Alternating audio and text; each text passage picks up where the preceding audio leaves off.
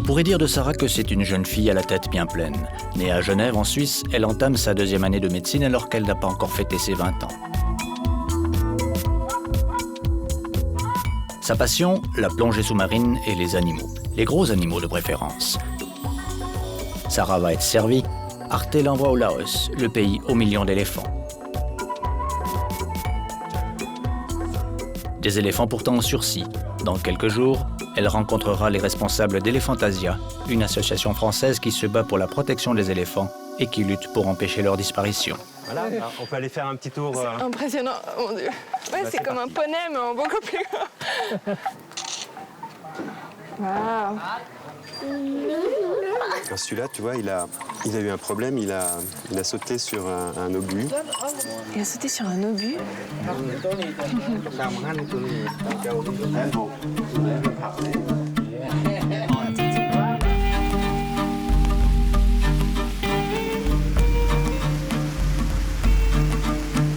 Pour rejoindre le sanctuaire des éléphants, Sarah n'a pas d'autre solution. Remonter le Mékong.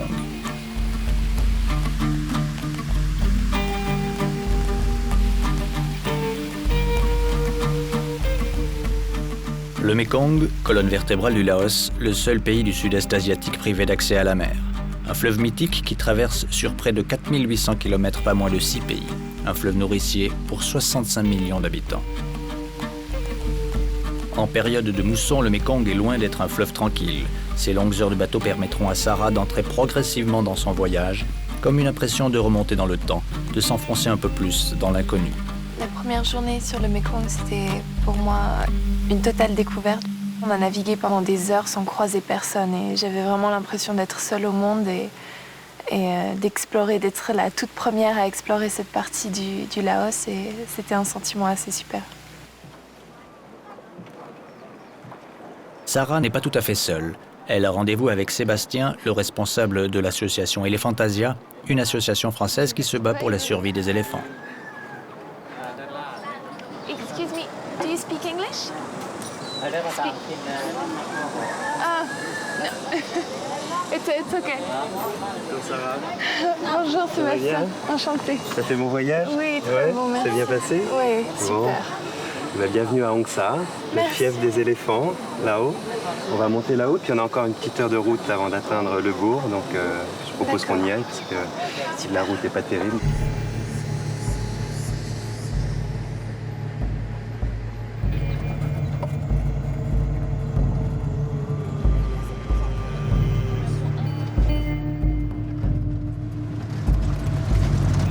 Parce que alors, toi, ton rôle, tu es là depuis combien de temps au Laos? Au Laos, je suis là depuis 1996. Donc ça fait, Ah ouais, donc ça fait plus de 10 ans. Là. Ouais.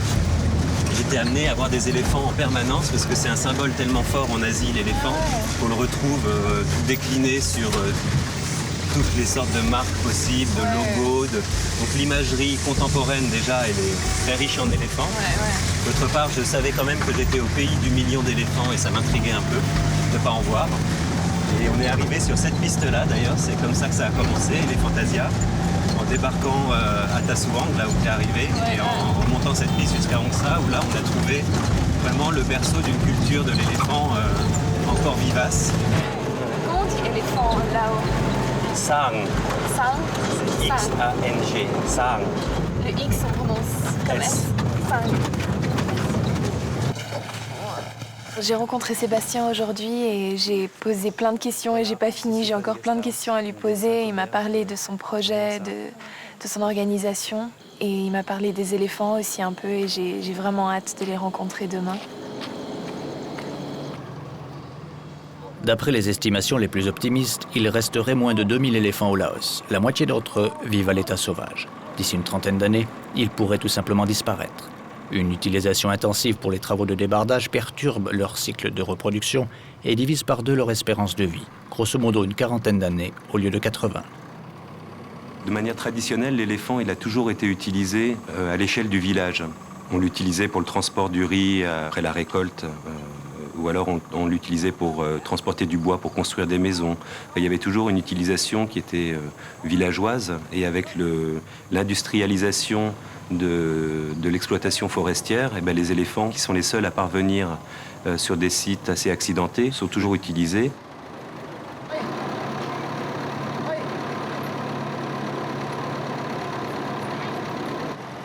Du fait de l'utilisation vraiment intense de l'éléphant sur les chantiers, donc le nombre d'accidents augmente, le nombre de morts dus à ces accidents également, et surtout les cadences qui sont infligées à ces éléphants leur permettent plus de se reproduire.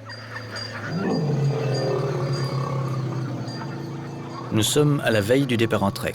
Pour Sarah, c'est le premier réel contact avec les éléphants.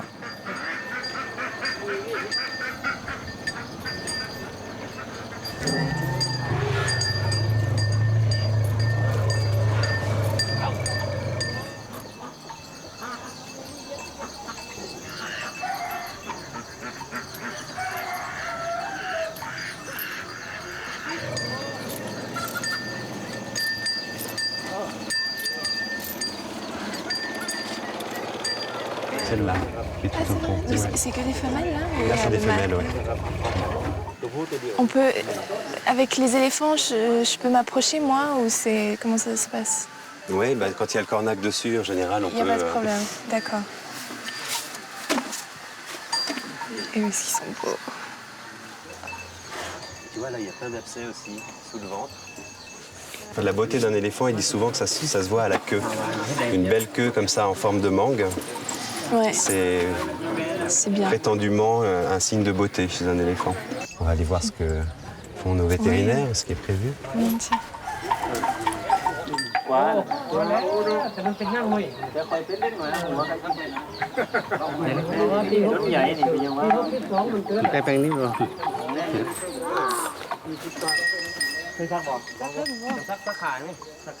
Est-ce que tu as déjà fait des injections? Oui, bien sûr, dans la patte. Pour sauver les éléphants du Laos, Elephantasia a mis sur pied une sorte de clinique vétérinaire mobile. Les Kornak et les paysans qui ont la chance de posséder un éléphant sont étroitement liés à ce programme. Les vétérinaires leur enseignent les gestes élémentaires pour soigner leurs bêtes. Nettoie bien l'endroit, frotte avec ta main. Je vais t'aider à monter. Ok. D'accord. Donc lui, cet éléphant va venir avec nous? Ouais, c'est Sing Tong, c'est un jeune mâle très obéissant. Très obéissant, d'accord, ça va alors. Fais quoi, Voilà, alors tu peux mettre ton pied là pour prendre vrai appui, Je vais pas lui faire mal. tenir son oreille, et puis je vais t'aider à monter. C'est pas fragile, non? T'inquiète pas. D'accord.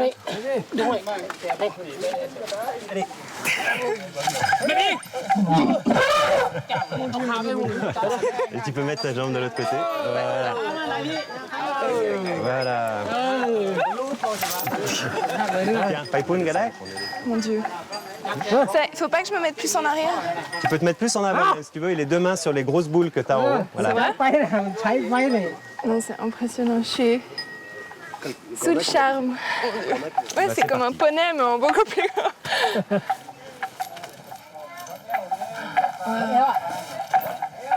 Oh, que c'est taille hope, là.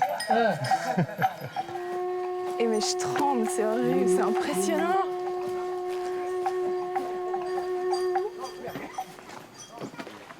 Le Laos est un des pays les plus pauvres de la planète. Autant dire que dans ces provinces reculées, l'accès gratuit aux soins vétérinaires est essentiel pour ces Kornak. Ils peuvent désormais intervenir de manière rapide et efficace pour éviter les infections les plus graves. Mais l'association Elephantasia n'entend pas en rester là. La priorité, c'est d'offrir aux Kornak une alternative aux travaux de débardage en forêt.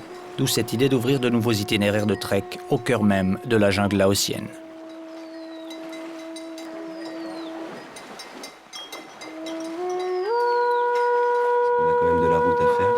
En 3 jours. Ouvrir une voie de trek ne s'improvise pas. Sébastien a rendez-vous avec Peng, le chef des Kornak.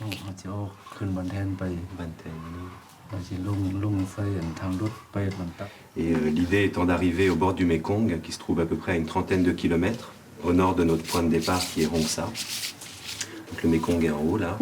C'est un nouveau trek que vous allez ouvrir, que vous avez jamais fait, ou comment ça se passe pour s'orienter? Est-ce qu'on a un GPS ou... Non, on n'a pas besoin de GPS avec eux, avec ces cornacs, puisqu'ils travaillent dans toute la région sur des sites forestiers en fait, toute l'année, donc ils connaissent parfaitement la forêt. Ils connaissent tous les sentiers et toutes les rivières par cœur, donc je pense qu'avec eux, il n'y a pas besoin de GPS ni de boussole. On va monter là, le long de ce petit pointillé, monter tout en haut de la colline et redescendre sur la rivière.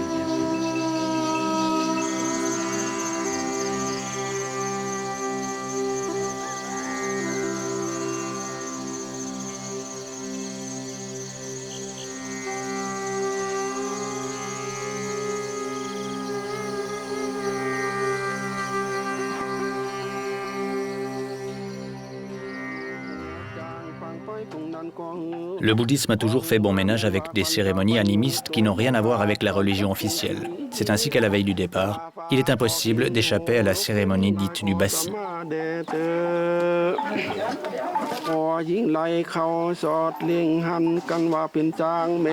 Le rituel consiste à chasser les mauvais esprits et à rappeler les 32 âmes qui composent tout être vivant. Les éléphants sont les premiers servis.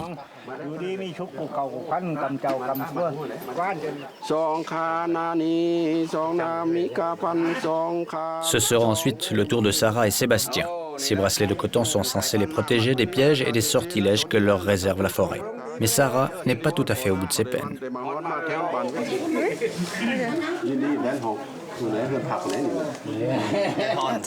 Ce petit verre d'alcool au goût improbable fait assurément partie de la famille des torboyaux. Rituels immuables et passages obligés qui font le charme ou le sel des expéditions. C'est incroyable, c'est... Ouais, je sais pas quoi dire, c'est... Il y a tellement de choses qui se passent en même temps, on a de la peine à tout digérer, à se rendre compte de ce qui se passe en fait. Tout se passe, c'est super intense, et puis il y a les voix partout, et puis les gens nous prennent de tous les côtés, nous attachent ces bracelets, c'est un moment très fort, je trouve.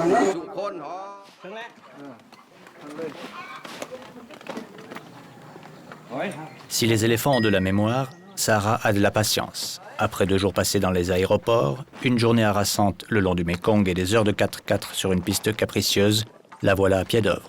La caravane va enfin pouvoir s'ébranler.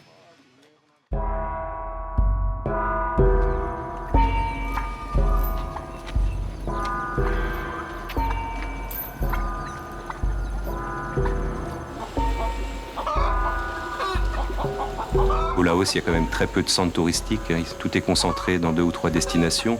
Et on pense que c'est intéressant de faire venir les touristes découvrir l'éléphant dans son milieu naturel plutôt que d'amener des éléphants en milieu semi-urbain où là, il y aura des carences sans doute en termes de fourrage pour les éléphants, de nourriture et un environnement qui n'est pas le leur.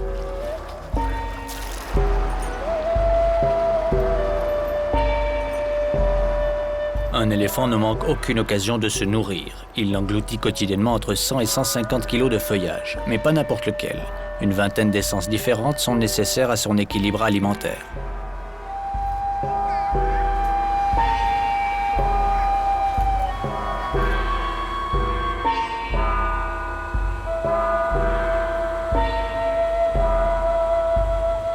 Nonchalance d'un pas sûr, incarnation de la force tranquille. Plus l'éléphant s'enfonce dans la forêt, plus il s'enfonce dans son milieu naturel.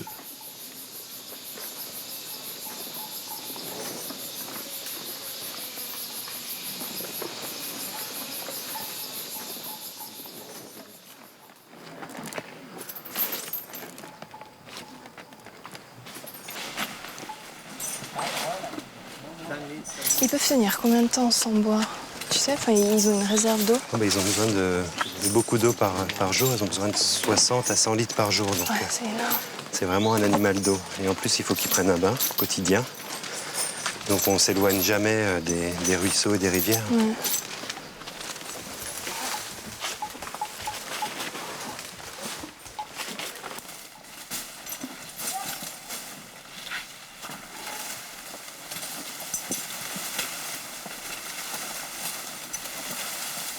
Le début était magnifique dans les rizières. On a vraiment l'impression d'être en apesanteur sur le dos de l'éléphant et on a le temps, on se fait bercer par le mouvement. Et on est vraiment au-dessus de tout, donc c'est super pour ça. Et là, dans la jungle, c'était un peu plus sportif parce qu'on a dû tout débroussailler. Et puis j'ai pris sur moi, enfin on s'est pris pas mal d'araignées, de petits insectes, des trucs dans la figure. Mais ça vaut le coup. On prend tout.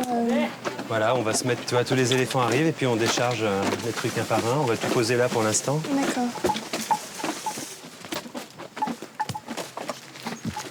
Mais ouais, mais ça pique, ça, c'est comme des... Tu veux ça dedans? Ok. Tu l'as dedans? Il faut que... Attends, c'est pas un truc qui coince, là?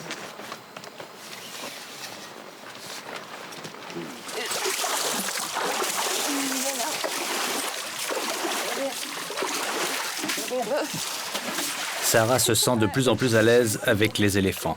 Mais le cornac, qui n'est jamais très loin de sa bête, reste sur ses gardes. Il sait parfaitement qu'un seul coup de trompe peut infliger une blessure mortelle.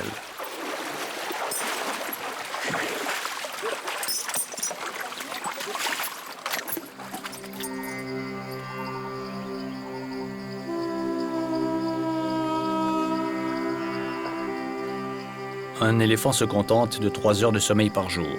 À cette occasion, il semble partiellement renouer avec son état sauvage. Chaque matin, c'est comme un cérémonial. Une prudente marche d'approche s'impose pour le cornac qui vient récupérer sa bête.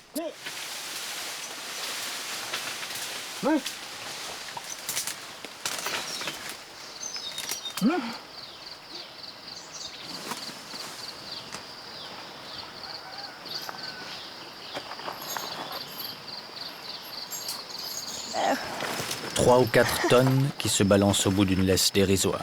On ne sait plus trop qui promène qui.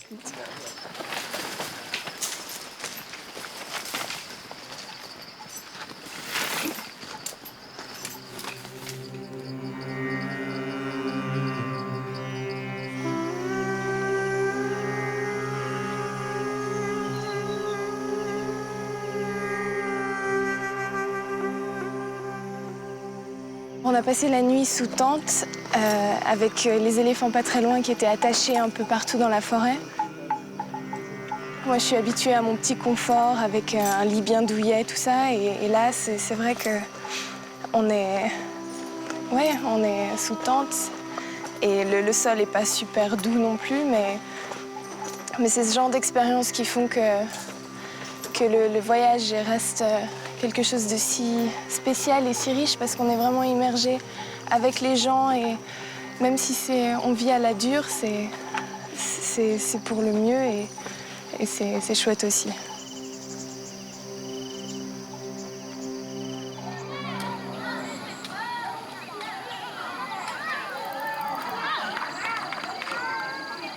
L'éléphant, il a la particularité d'être vraiment au croisement entre deux mondes qui sont le monde de la conservation de la nature et le monde de la conservation du patrimoine naturel. Et ça nous permet d'aborder des thématiques beaucoup plus larges que la simple protection d'une espèce, mais de parler d'une culture qui se perd aussi. Avec l'animal disparaissent toutes les traditions, les croyances, les connaissances médicinales, liées à l'éléphant. Et d'autre part, l'espèce qui disparaît, ça c'est une tragédie écologique évidente. Donc de s'attaquer, en fait, de parler de l'éléphant, ça nous permet d'aborder ces thématiques que sont la protection de l'environnement d'une part et celle du patrimoine culturel laotien d'autre part. Autrement dit, tout est lié. Il n'y a pas que la forêt ou les éléphants qui sont en danger, c'est toute une culture, tout un mode de vie qui pourrait disparaître.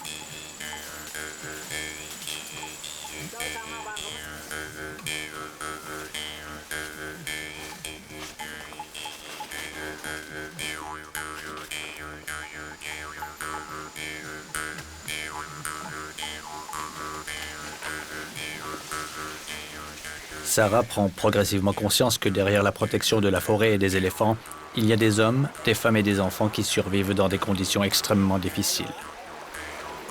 Et de comprendre dans la foulée qu'il n'y a pas d'écologie digne de ce nom sans placer l'homme au centre de ses préoccupations.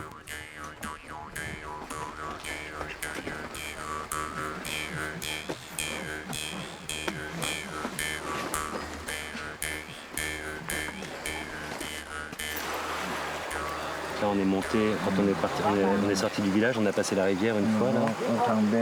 On est monté, on est redescendu. Et de là, on a monté cette montagne-là. Et on est redescendu sur cette rivière qu'on va suivre demain jusqu'à Ban Keng En, qui est au bord du Mékong.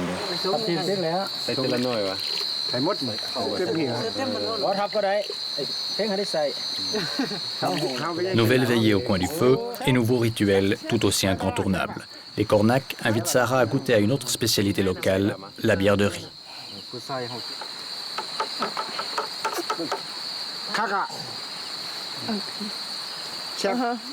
À consommer, semble-t-il, avec modération.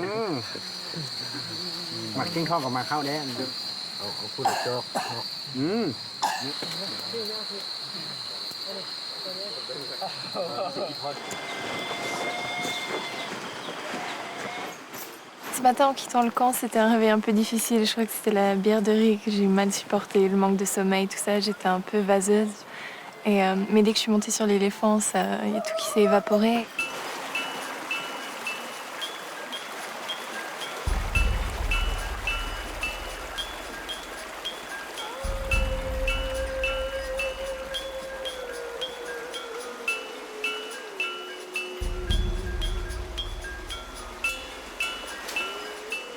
Sur la carte, le Mékong n'est plus très loin. Mais sur le terrain, la jungle fait encore de la résistance.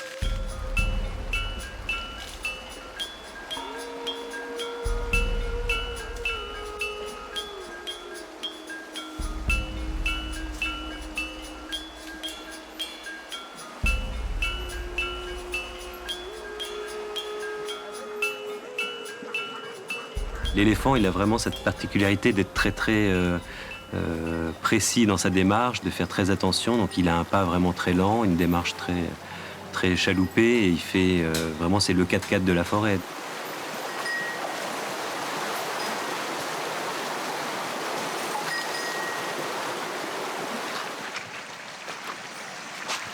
Après plusieurs jours de trek, la caravane des éléphants s'approche d'un dernier village. Retour très progressif à un semblant de civilisation.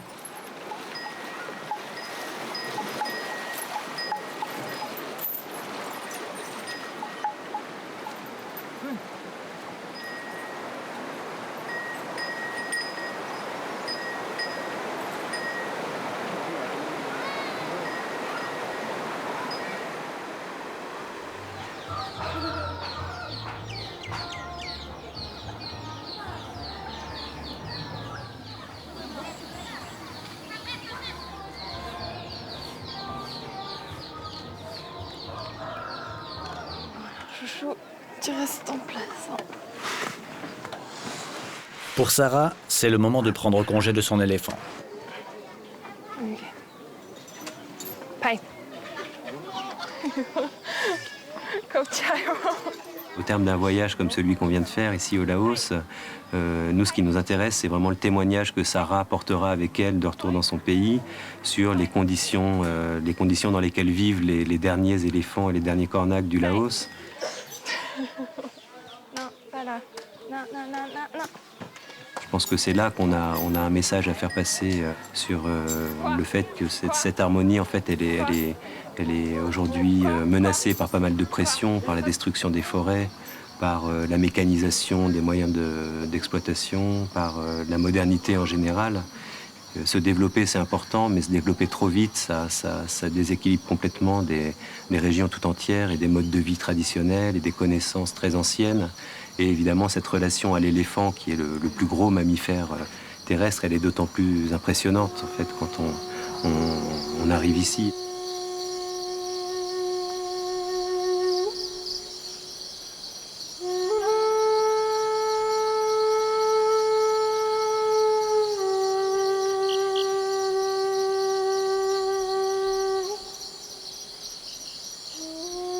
Alors, ce qui va rester de ce voyage, tellement de choses. C'est une expérience avec l'animal, c'est une expérience avec l'homme aussi, des rencontres humaines, des rencontres dans les villages. C'est une expérience aussi... on fait un voyage, on découvre un pays, on fait aussi une découverte de soi en même temps.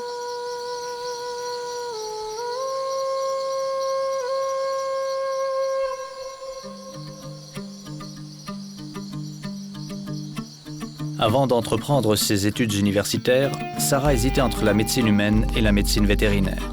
Ce voyage au pays du million d'éléphants l'aura confortée dans son choix. En voyant, en traversant ces villages et en voyant ces enfants et ces hommes et ces femmes qui ont besoin d'aide aussi, ça me conforte dans le choix que j'ai fait de médecine humaine. Et il y en a qui soignent les animaux et moi, c'est vrai que je soignerais les hommes et ça me va très bien.